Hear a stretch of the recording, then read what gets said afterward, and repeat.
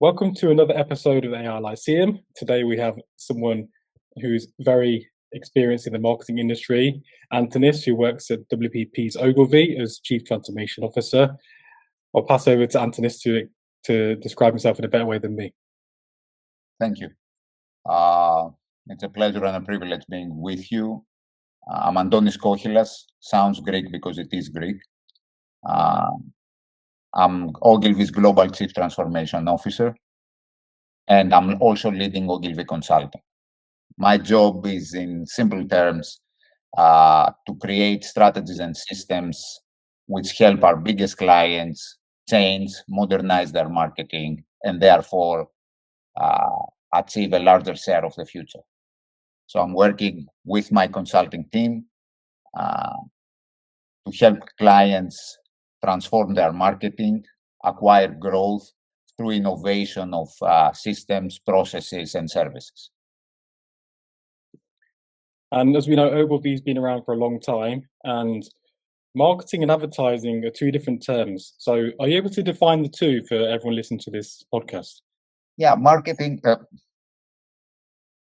let's take them from the start. Marketing is the ability to make markets.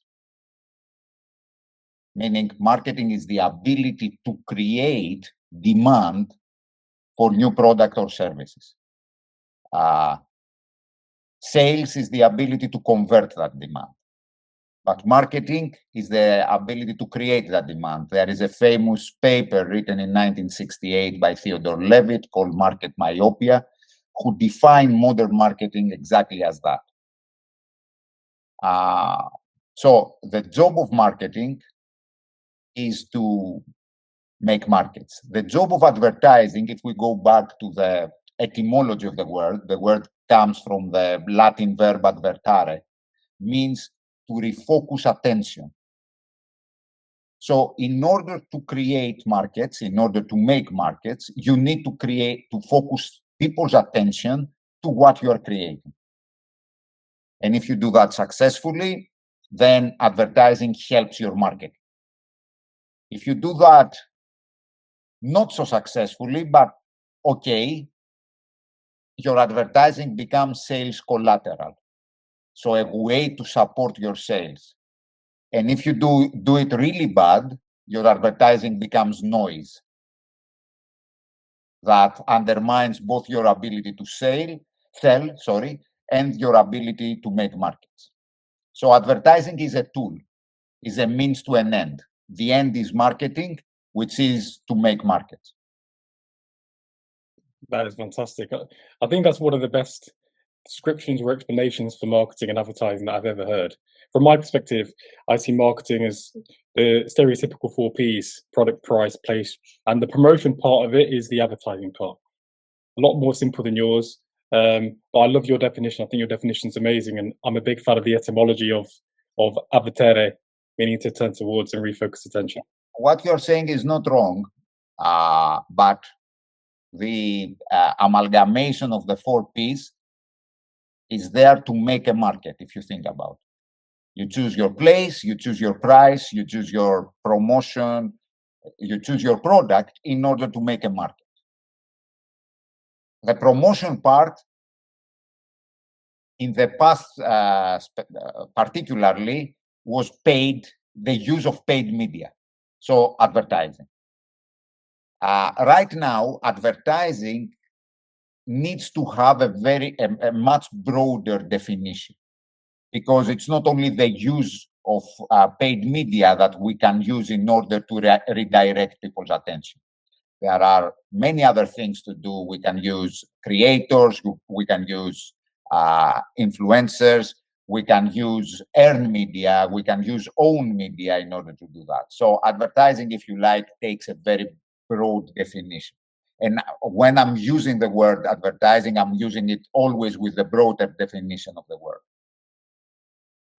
Really interesting. And obviously, this is about AI, the AI Lyceum. How has AI changed or transformed marketing and advertising? And where do you see the biggest opportunities being and challenges?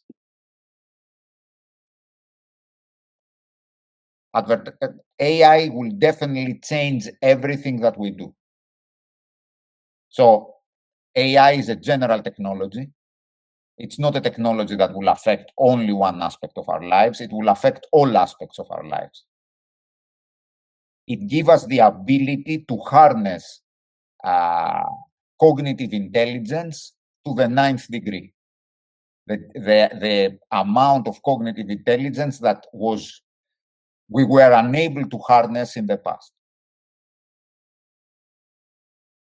So it will affect marketing and advertising in that term. Of course, we know that success in life and in marketing and advertising is not only dependent to the amount of cognitive intelligence that you have.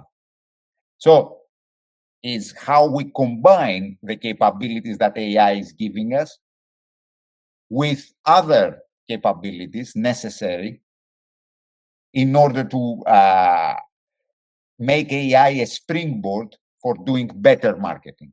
Not simply for doing faster or cheaper marketing, but for doing better marketing. And I think this is where every conversation needs to be redirected. Not in what extent AI can drive efficiencies, but in what extent AI can drive effectiveness, so better marketing compared with the marketing that we did before. But more importantly, how AI can drive something that I describe as epiphany, a Greek word, which is allow us to do the kind of marketing that we are never being able to do before. Okay, that's a good point actually. Effectiveness. So getting the right outcome rather than making things more efficient is a good angle. What do you mean by better marketing? What would better look like for a brand? Let's say one of the largest brands in the world. So look, effectiveness is the majority of your arrows hitting the target. That's an effectiveness, a definition of effectiveness. You are doing something that you were doing before, but you are doing it in such a way that you have better results. Hitting your target with a cannonball is epiphany. It's exponentially better and different than hitting your target with an arrow. So let's allow ourselves to imagine the kind of marketing that it's above and beyond of the marketing capability that we're doing now. I will give you an example, which we did, has already happened, and used AI. If I remember correctly, our Paris office was asked to communicate the Parisian opera house and symphonic orchestra. In order to do that, we had to increase the interest of young people to the opera in order to invite more people into the opera. The stereotypical way to do that would be by advertising the opera to opera lovers, hoping that some of them will be of younger age, try to target them, find them, etc., etc., etc. What we did instead, helped by AI, is that we created synthetic profiles of Wolfgang Amadeus Mozart, Sebastian Bach, and others in Tinder. Those profiles were algorithmically controlled. They were synthetic profiles, modernized versions of how the famous composers will behave in the 21st century, and also how they would look like. Those profiles interacted with users who, of course, they didn't know that those are synthetic profiles. It was revealed after the interaction to them. If they swept, I don't know if it's left and right, because my wife may listen the podcast, so I don't know the correct use of Tinder, but when they did that in one of those profiles, the profile revealed that it's a synthetic representation and sent them an invitation to the opera. The invitation to the opera was received, and by doing that, we were able to increase the amount of people and the percentage of young people visiting the opera. Not only the amount of visitors, but also the percentage of young people among those visitors. This is a kind of marketing done by AI that we weren't be able to do before. Or if we were able, it will be very difficult, etc., etc. But we managed through AI to do the kind of marketing that it wasn't simply more effective from the marketing that we did before, was exponentially better. It was an epiphany in how we used marketing techniques in order to achieve our target. That's one example. Another example, which my team did 2 years ago, which is well known and highly awarded. Cadbury's in India during the pandemic, under its purpose of spreading generosity to the world, choose to help small stores to survive the crisis of the pandemic. How we did that? By working together with India's biggest Bollywood star, Shah Rukh Khan. Shah Rukh Khan has a larger following than Brad Pitt right now. Using deepfake, we allowed Shah Rukh Khan's facial expressions and voice to be permutated according to its small shop's location and message, giving two people who have small stores a canvas to advertise themselves in a geo-fragmented area near to their stores, using the biggest star of Bollywood for their own advertisement. Again, that was the kind of advertising that we will never be able to do before. Like, I don't remember how many thousand stores used that.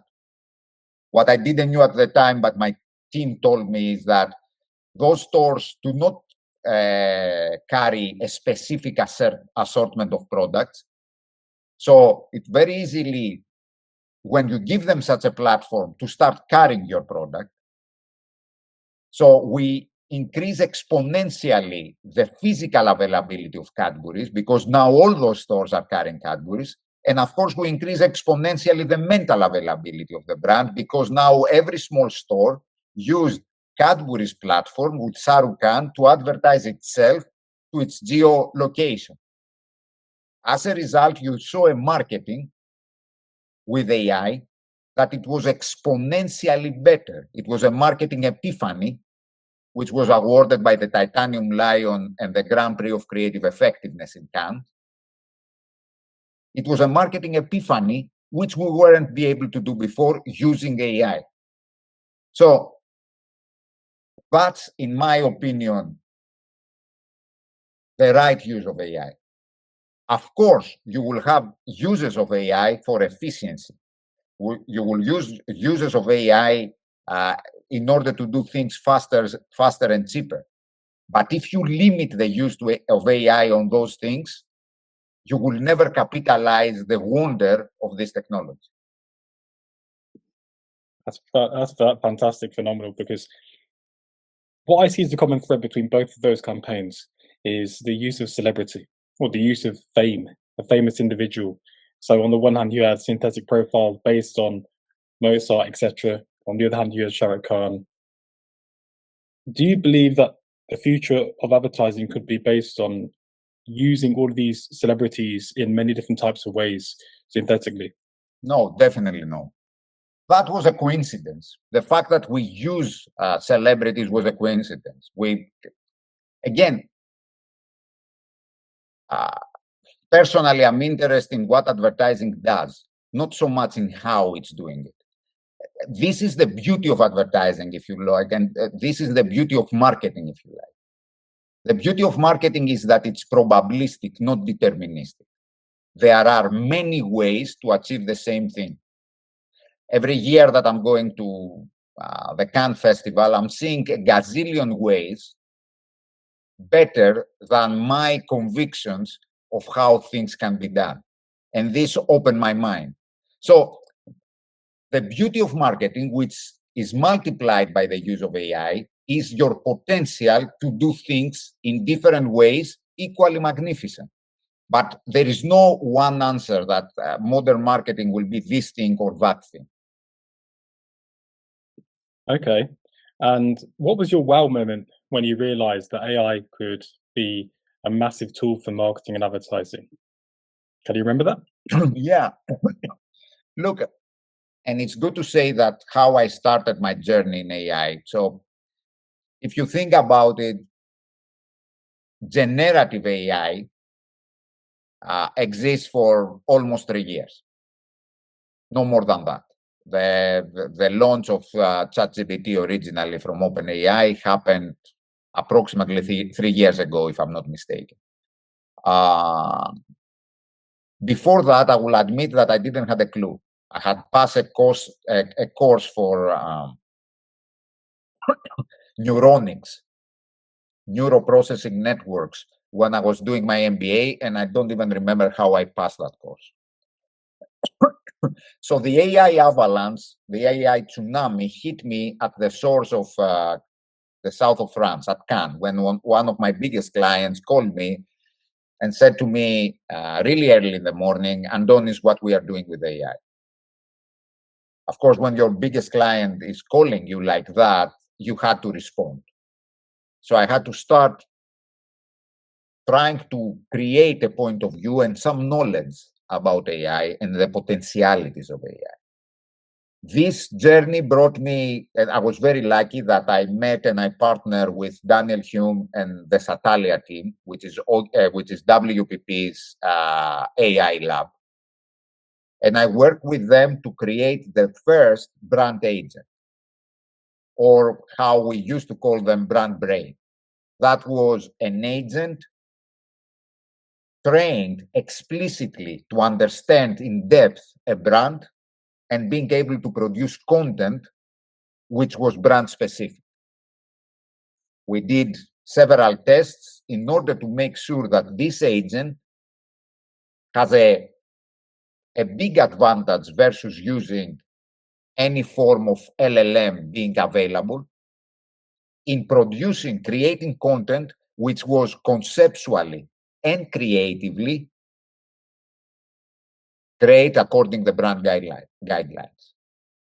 The development of this was a task that took us approximately four weeks. We worked day and night to do that.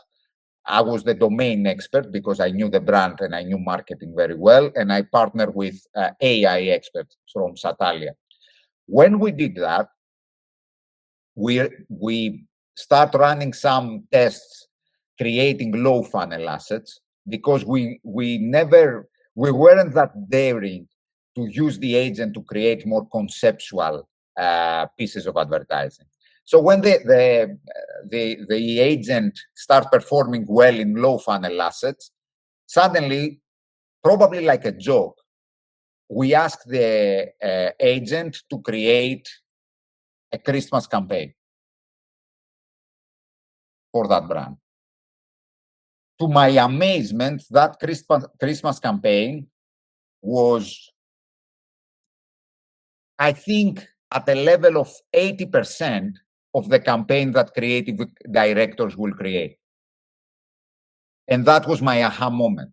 My aha moment was that if AI can give an unfair advantage to our creative teams, instead of starting from 0 to go to 100, starting from 80%, they will be able to go at 120, 150 of quality.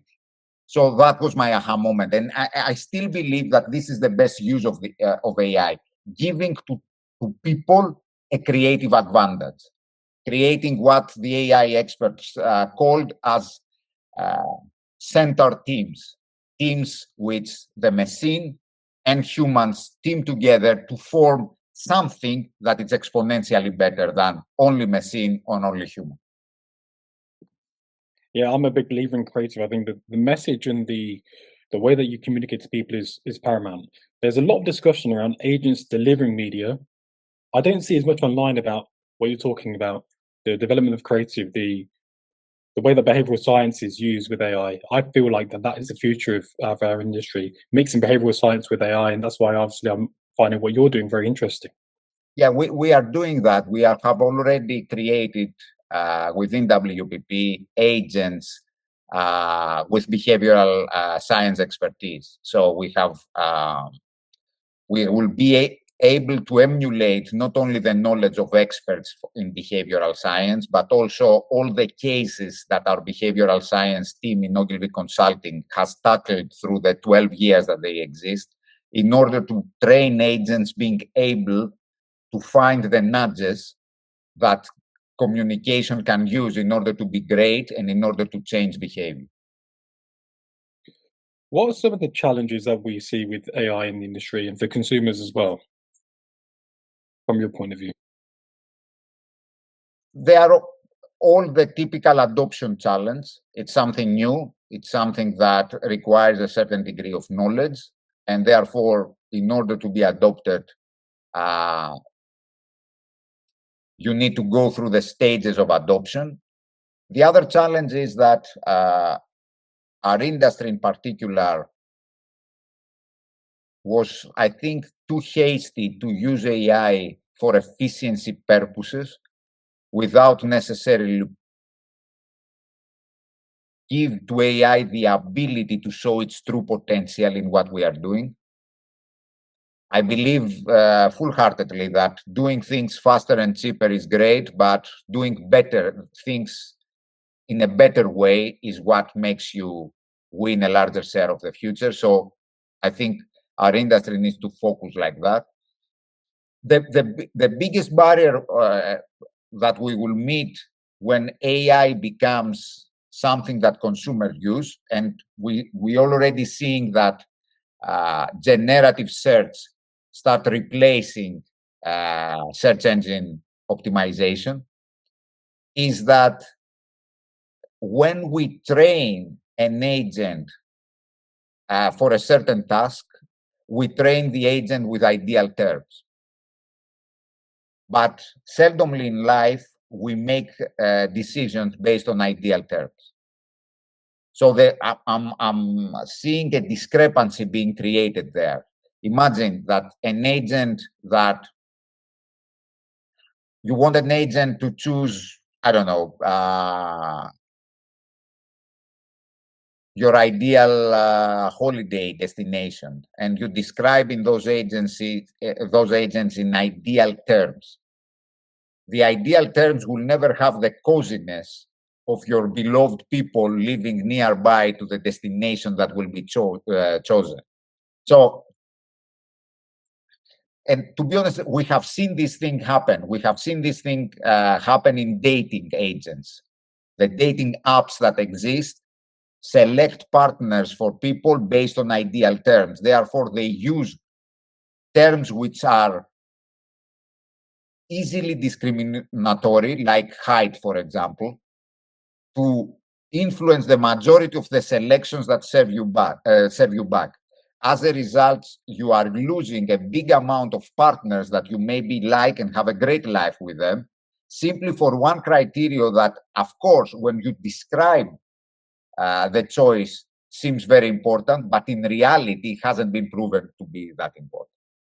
So these are mistakes that we will do as we start using agents in our everyday life. How content and marketing practices will be able to circumvent that mistakes and offer to people what really want, it remains to be seen. Yeah, that's very powerful.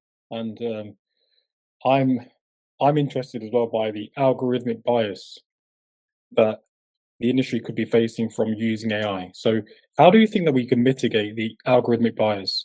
Because like you said in dating apps, there are certain features or factors that are selected that creates some sort of echo chamber of what you think you want.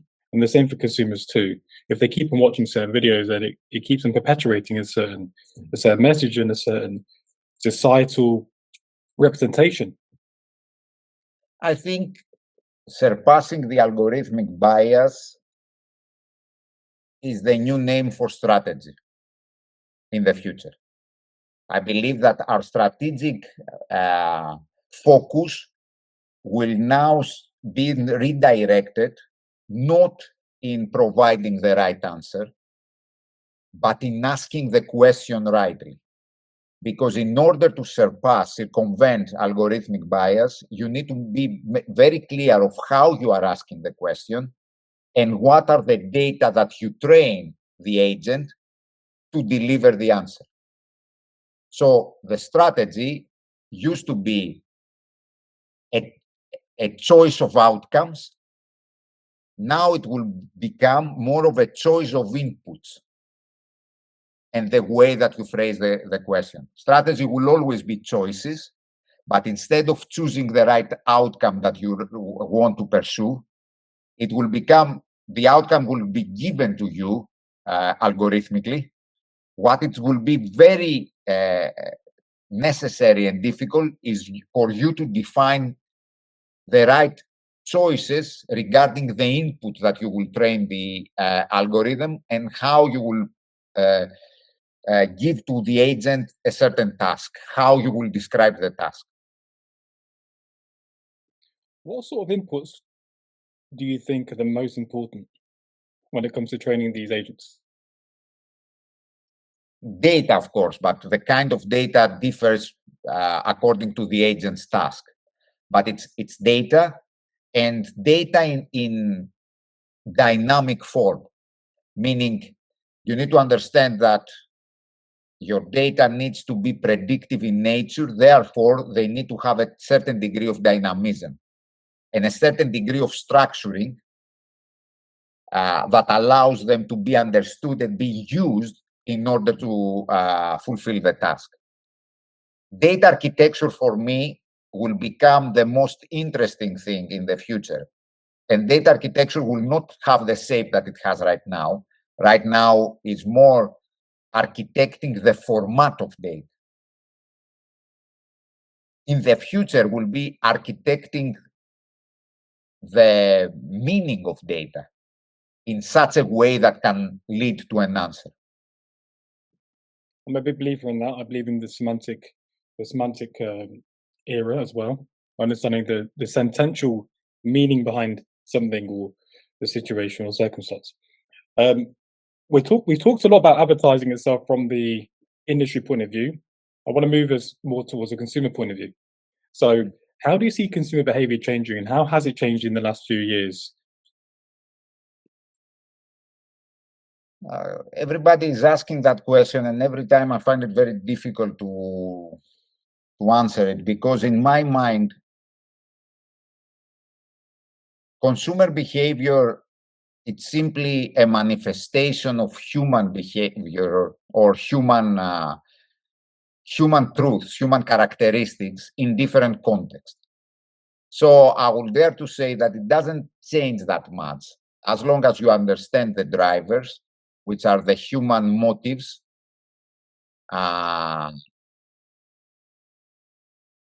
and how those are expressed in today's context. To give you an example of about what I mean, the survival instinct is the strongest human motive.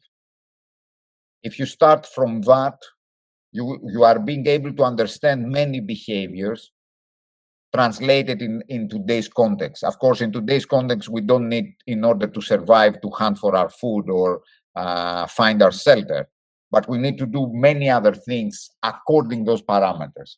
So I will explain the current consumer volatility in terms of behaviors, or the current consumer hyperbole also in terms of behaviors, as a result of situations that affect directly our ability to survive. Living in the world that we are living, people, without even realizing, feel under threat. If you see the world today gives signals of threat constantly. The velocity of change also for the human brain is a signal of threat. When things, human brains believe in homeostasis. They want to remain in the previous condition. When you bombard them to change all the time, they feel under threat. So today's world make people feel under threat. Track a little bit time. We had a financial crisis. We had, after the financial crisis, COVID. We have, after COVID, the beginning of 2 wars. Those wars are affecting multiple places in the world at the same time. We have, in the biggest power in the world right now, a political volatility that we haven't seen before. As a result, people, and consumers are first people and then consumers, are feeling under threat.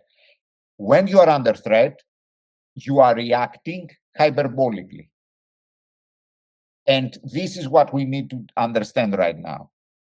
We saw, for example, that after COVID or during COVID, people went back to big brands because big brands was the things that people trust. The experimentation is not a behavior that thrives under threat. The economic volatility that it's right now is another kind of threat. And people right now, they need to find practical solutions combined by trust. Therefore, it was a great example of a German supermarket chain who printed prices in the packaging of the goods that they are selling, claiming that we print the price, we make the whole package design price focused as a commitment that we are not going to change the prices. Those was one of the most successful marketing initiatives taken in Germany last year. Why it was so successful? It wasn't brilliant. It wasn't, I would dare to say, it wasn't stereotypically creative. Stereotypically was actually more creative than the stereotypically creative work. But it showed a sense of commitment which created a beacon of trust for people under threat. And of course, this business thrived. So this is how we need to think about things going forward. I really like that idea. I also saw that M&S puts on their packaging now a list of ingredients, just so people are aware and there's transparency there. How do you see AI influencing trust and transparency for consumers?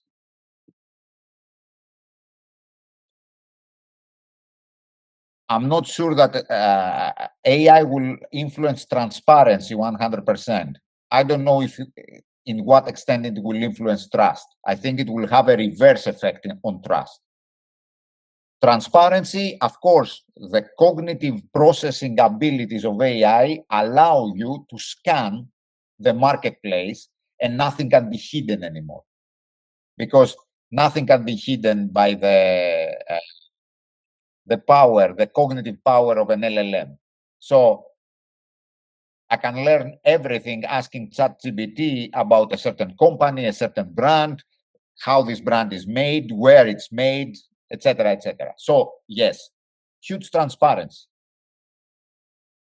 To the degree that I will always be trusting a machine giving me answers without me understanding how the machine derives the answers, I don't know. I think trust will remain for quite a long time a human territory, a human domain, which needs to be cultivated by gestures, not by information. It's what they say in psychology. Telling you that I understand you doesn't mean much. Showing you that I understand you by revealing that something similar has happened to me can go a long way. So I don't know if the LLMs will be able to do that ever. I'm a really big fan of psychology too. I studied it before at A levels, and what you mentioned there was really interesting. Basically, you're saying what it seems like to me. When a machine can show empathy for us, we will trust it more, and that's going into the area of consciousness and building a relationship with these AI tools. Do you see consumers building more intimate relationships with these tools? And by intimate, I just mean having a lot more trust in the next few years. People are building relationships with machines as we speak. If you see Google's report, which was published last week, the main use of AI chat functions is to ask for psychological advices. So, of course, we are building relationships. I don't know if those relationships have a real foundation of trust. I think that those relationships are surrogates for the lack of human relationships that we are facing. I don't believe that in the future, or I hope that not in the future, that in the future will not trust this kind of relationships, because these kind of relationships are mechanistical, to say the least. So I don't want to go there. Okay. I'm a big fan of human relationships too, and I think AI is changing the way that we, as a society, operate and think about things. I had a thought the other day. Imagine if I can talk to an advert in real time. So let's say an advert said to me, and I can speak into it, and it changes or speaks back to me, like a banner or a video or something, where I can interact in real time with the actual advert. Do you see that being something that can happen in the future? Because at the moment, advertising is they serve it to me and I just like, comment, share. I don't really have any influence over the real time definition of the advertising itself. There are advertisements that you have influence in the ending of it, and that's something that it will happen a lot and a lot. You have interactive advertising. To be honest, I don't want to burst your bubble, but the first kind of interactive advertising was pioneered by Howard Gosaz in San Francisco in 1960 something, when he created for the National Geographic magazine an airplay, paper airplay contest by giving to people the abilities to cut the magazine in different ways in order to build their paper aeroplanes and then mail him back the distance that the aeroplanes traveled. So you are able to form the magazine as you like. So I think what you're saying, it's something that has happened. It will happen again. And those tools and techniques, if you like, will continue being invented. There's not gonna be. I don't believe that advertising is based on techniques. I believe that advertising is based on. At the past was in the ability to redirect people's attention. In the future, it will be the ability to redirect people's attention, but also win people's affinity. If you manage to do those two things, as the functional differences of products and delivery mechanisms is being commoditized, winning attention and affinity will be the most important goal for any marketing effort. How do you define attention? Attention is attention. Like, I don't define it in any particular way. Is where I'm paying my attention. Either we live for 24 hours, every day has 24 hours, 8 of them we sleep, if we are a good sleeper. I'm not, but I hope that most people are able to sleep for 8 hours. And the other hours we live. So when we live, everything competes for our attention, from our children to social media to the noisy colleague or whatever. Everything competes for our attention. So the purpose of initiatives is to win a disproportional share of people's attention. When you win that attention, the most important thing is what you do with it. Because right now, the mistake that the industry did is we are winning attention for the sake of winning it. If you don't turn attention to affinity for the brand, you are not going to be successful. So the gazillion of content being created has the ability to win attention because it bombards us, it interrupts us in our flow of life, and wins sometimes our attention. But does it turn that attention to affinity? This is the question. The thing is that the industry, unfortunately, has fallen this dichotomy. For a long time, the industry convinced itself that winning disproportional amount of attention is enough. And in some cases it is, but it's not enough for long-term brand building. So that's what we need to balance better. The digital revolution gave us the ability to quantify and plan in an amazing way attention disruptions. But that doesn't mean that make the marketing better necessarily. Some of those attention disruptions simply consume people's attention without turning it into something useful for the brand or the business. I really like that, and I'm a big believer that attention's a vehicle for an outcome. If you were to measure affinity, what sort of KPIs and what sort of things do we need to use to effectively measure it? Because in LLMs, for example, if people are searching for your brand and your brand's being returned, that's more difficult than it was before to measure in the traditional way of brand surveys. I think affinity needs to be measured and defined according to the role that it serves. Like there is no one kind of affinity. That's why I'm using the word affinity. I'm not using the word brand love, preference, or things like that.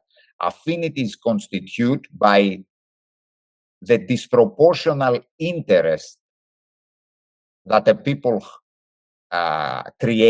somebody creates for a brand or a business. This interest is manifested emotionally, it manifested cognitively and behaviorally. And you need to combine all three in order to have the right measurement of affinity. Again, you need to work, for example, if it's a CPG brand, the KPIs of affinity are different from a car brand because the frequency of purchase happens, the loyalty in this category is significantly lower, or somebody may say non-existent. So you need to define affinity in different ways. It's a big conversation. It's a very big conversation. It is, yeah. I'm just trying to think of how we actually measure the affinity in LLMs. I mean, one of the things that they haven't done yet is they haven't introduced. You don't need to measure affinity in LLMs. Why you need to measure it in LLMs? It's affinity towards brands, not in LLMs. Like the LLM, it's a probabilistic processing machine. It's not, you don't care about the LLM. You don't care to win the LLM only. Winning the LLM in some cases is a means of an end when the LLM is an agent that intervenes between the buyer and what you are selling. But the most important thing is not winning the LLM. The most important thing will always be winning the person behind the agent. Of course, in modern marketing, you need to be able to win the LLM as well. But don't lose focus, because winning the LLM and winning the person are two different things, or not quite the same things. So don't focus in winning the LLM, because you may lose the person. You need to focus winning both of them. I really like that. Okay, so on to the last two questions. Where do you see marketing in 10 years? Or just the world generally in terms of consumers because of this AI era? If I knew that, I would be a multi-billionaire, retired in a small island in Greece, reading the classics. I don't believe that anybody can predict neither marketing nor the world, of course, in 10 years. We are in a critical point of juncture right now, which we are impact of one of the most magnificent technological revolutions in the world. Where that will take us is up to us. I cannot predict it. What I can see is that we will pass a period of doing mistakes because that's how people learn. So we will abuse the power that AI is giving us at the beginning. But hopefully, we will learn from our past the same way that we abuse social media and digital and everything. And with the help of some luminaries, we will be able to utilize the power of AI for the betterment of the human condition. I like that. This will happen. The human condition is something that interests me. I read a lot around that in philosophy. As someone from Athens, what do you think the ancient legends of philosophy would think about this current circumstance? Depending who. My ancestors didn't always agree with each other. So if you were Plato, you will be, I think, preoccupied with describing LLMs ideas and use LLMs in order to create the best manifestation of those ideas.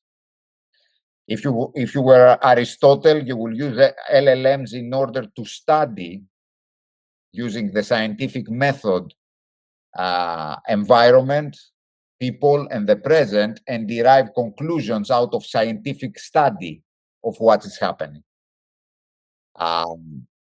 If you were Epictetus or somebody from the Stoics, you wouldn't bother a lot about them because you were